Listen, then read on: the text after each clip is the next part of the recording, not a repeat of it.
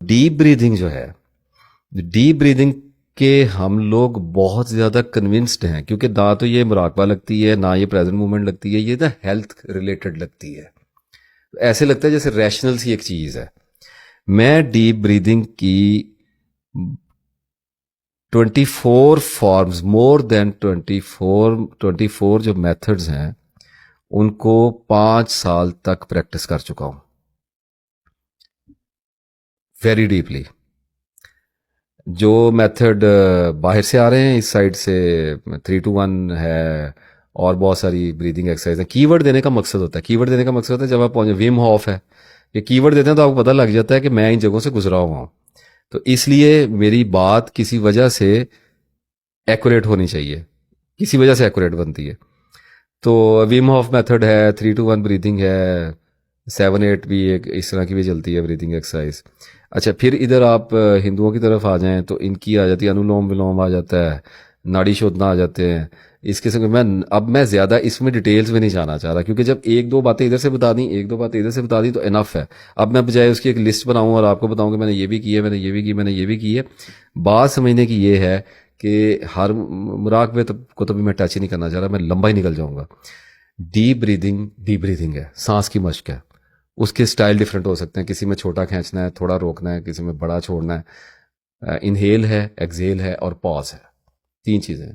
इसी के मैकेनिज्म को मॉडिफाइड किया हुआ है। That's all about breathing exercise. इससे आगे पीछे बाहर अंदर नहीं हो सकती कुछ भी जो आपको बता दिया है। तो आगे जी, ब्रीदिंग एक्सरसाइज पे आ गए। क्यों करनी है? साइंटिफिकली प्रूव्ड है। गूगल पे ट्रस्ट करना चाह रहे हैं, कर लें, अकल के साथ करें।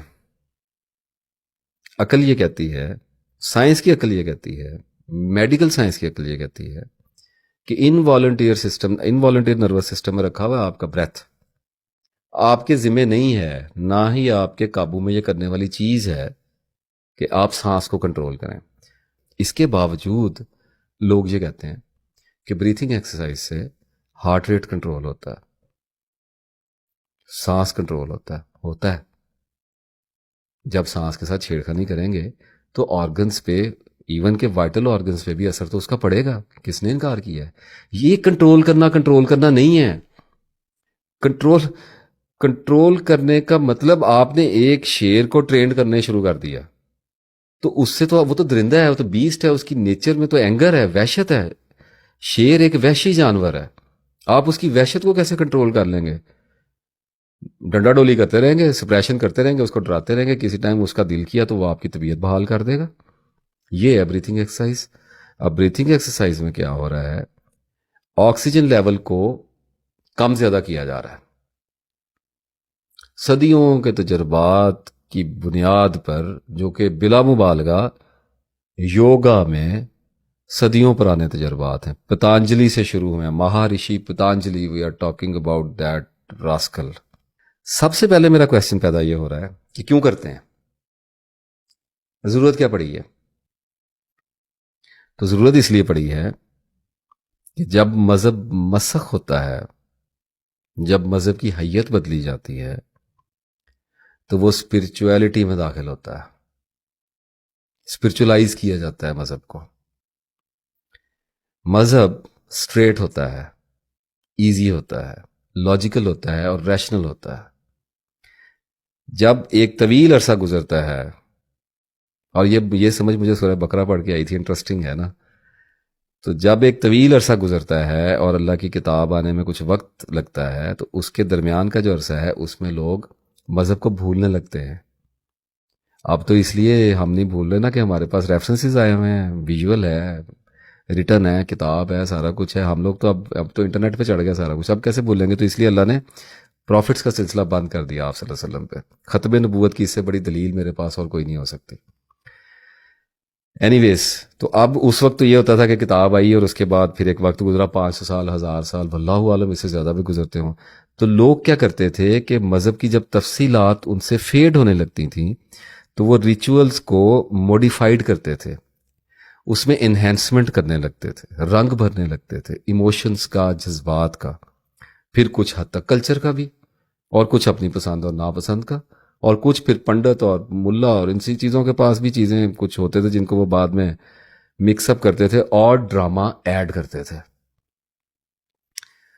तो हिंदू मत पे एक वक्त गुजरा है जब ये अपने धर्म को स्पिरिचुअलाइज कर रहे थे। तो उस वक्त क्योंकि स्पिरिचुअल करने में हिंदुओं ने बड़ी तरक्की की है, और फिर वो महात्मा बुद्ध लेके आया जैन मत वाली तरफ से वो फिलॉसफी, उसके बाद में फिर करेंगे बात। तो उस वक्त चूंकि ये साधना चाहते थे, बैठना चाहते थे, जमीन पे ग्लूड होना चाह रहे थे, और इनकी शैतान ने अकल ऐसी मारी कि इन्होंने अकल को छोड़ के, थॉट को छोड़ के कंसंट्रेशन को अडॉप्ट किया, फोकस को अडॉप्ट किया। वन पॉइंटेड माइंड को वन पॉइंटेड फोकस करने की इन्होंने कोशिश की। अकल का दामन ही छोड़ दिया, चाहिए ही नहीं है, निर्वाण लेने हैं, सुन करना है, माइंड को डल करना है, और क्या करना है। तो अब जब बैठना पड़ा लंबे लंबे अरसे तक, तो सांस प्रॉब्लम देता था, खाना खाया हुआ गैसेज हुई हुई है, कभी कुछ खा लिया। हर हर खाने से कुछ ना कुछ होता है। पानी पीने से दिल की धड़कन और हो जाती है, आप लहसन खाएंगे कुछ और हो जाएगी, आप साग खाएंगे कुछ और हो जाएगी, मीट लेंगे कुछ और हो जाएगी। तो खाना कुछ ना कुछ तो खाना ही है। तो फिर जब तपस्या के अंदर गए तो एक तो अजियत भोगी कि खाना बिल्कुल ही नहीं खाना। वो महात्मा बुद्ध वाली तो आपको याद ही होंगी बातें, सबको चावल के दाने खाता फिरता था। एनीवेज, तो एक तो इस तरफ गए तो फूड की साइंस निकालनी शुरू की, क्या खाना है क्या नहीं खाना। अभी तक हमारे यहाँ तरके जलाली और जमाली ये भी चलता है रहता है रूहानियत के अंदर, इस पर भी मैंने आना है। तो एनीवेज, अल्लाह अकबर, इन्ना लिल्लाहि व इन्ना इलैहि राजिऊन। तो फूड की जब साइंस निकाली तो बेसिकली ट्रबल ये आ रही थी कि माइंड को कंसंट्रेट तब तक नहीं किया जा सकता जब तक प्राण यानी कि सांस स्टेबल ना हो। और सांस स्टेबल करने के लिए आपको सांस को कंट्रोल करने की प्रैक्टिस करनी पड़ती है, यानी कि प्राणायाम करना पड़ता है। Getting it? तो योगा, जिसका मतलब दो पॉइंट्स को आपस में कनेक्ट करना है, तो उसमें इन्होंने पॉइंट ऐसे कनेक्ट किए कि साधना यानी कि मेडिटेशन, उसमें चूंकि इनको 8-8 घंटे 10-10 घंटे और सारी जिंदगी फिर फर्श पर ही बैठना था और आंखें बंद करके बैठना था, तो सांस तंग कर रहा था। जब सांस को गहराई से आप देखेंगे ना तो आपको अंदाजा होगा। अब जब सांस की मुसीबत पड़ी तो फिर सांस को कंट्रोल करने लग गए। तो जब एक हजारों सालों का 3-4 हजार साल का एक प्रोसीजर है जिसमें सांस की मशकें निकली, सांस को ऐसे कंट्रोल करें तो सर्दी नहीं लगती, सांस को ऐसे कंट्रोल करें तो गर्मी नहीं लगती, सांस को ऐसे कंट्रोल करें तो सेक्स बहुत ज़्यादा आदमी परफॉर्म कर सकता है, सांस को ऐसे कंट्रोल करें तो ख्याल कम आते हैं, सांस को ऐसे कंट्रोल करें तो शुगर कम हो जाती है, सांस को ऐसे कंट्रोल करें तो बॉडी की एलर्जीज ख़त्म हो जाती हैं। तो ये सारी डिमांड एंड सप्लाई के नतीजे में सांस में मॉडिफिकेशंस होनी शुरू हुई हैं। उनका सारा निर्वाण, हिंदुओं की और बुद्धों की सारी मार्फत जिस्म की मार्फत है, बॉडी की। जिस्म का निर्वाण लेते हैं वो, उनकी एनलाइटनमेंट का मॉड्यूल वो है जो बॉडी है, अल्लाह नहीं है। प्लीज, हमारी ज़ात का अरफान अल्लाह की पहचान है। हम अपनी ज़ात की पहचान से निकलते हैं और अल्लाह ताला की ज़ात की तरफ सफ़र। ये तो इतना एडवांस हमारा प्रोसीजर है कि वो तो इसकी गर्द को भी नहीं पहुंच सकते। कंपटीशन वाली बात ही कोई नहीं है। कंपटीशन उन्होंने कैसे करना है?